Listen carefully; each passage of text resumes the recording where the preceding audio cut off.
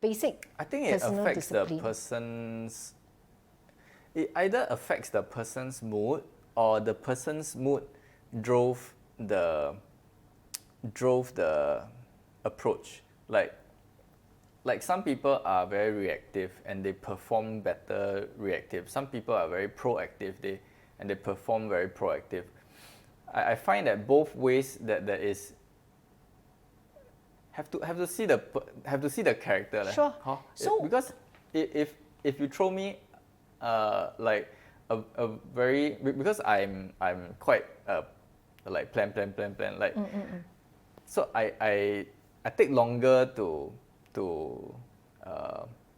jump into something, less impulsive lah. So that one has its advantages and disadvantages.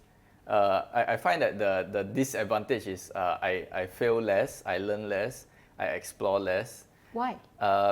Because it's all in the head. Like what I want to do is all in my head instead of what is reality. Instead of what the reality feeds back to me. Like I can think this, think that, right, before I start acting, right.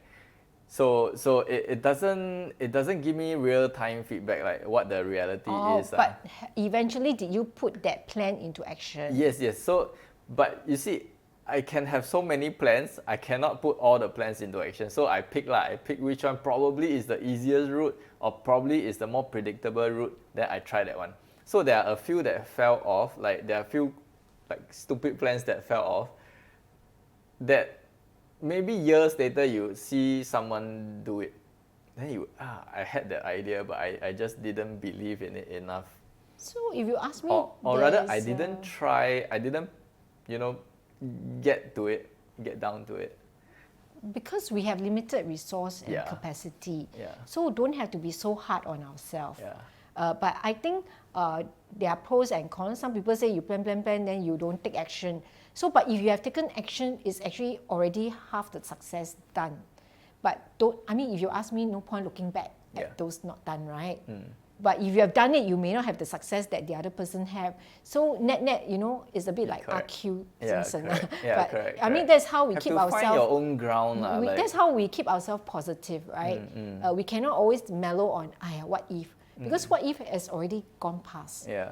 So now what should I do? Is that what's next? What's next? What's next? And okay, so he has succeeded. So if I start now, can I do better than him? He motivates me. He has done it and he has been successful. I cannot look at other people. I prefer to just focus on what I want to do, and then like depends on your personality. Yeah. Because there's also a school of thought say don't focus on your competitor, for example. Okay. There's another school of thought is do better than your competitor. So use him as a benchmark. So there's actually no right or wrong answer. And I find that it might be a different time to apply those two principles. Those two principles are very people have definitely like two very distinct groups. I believe in following competitor, having a benchmark, having a goal, a target, that kind of thing, having a good example to follow. That's one school of thought. The other school of thought is I have an idea that I want to do. I don't care what the market is. I don't care what the competitor does. I just want to do well in this and see what happens.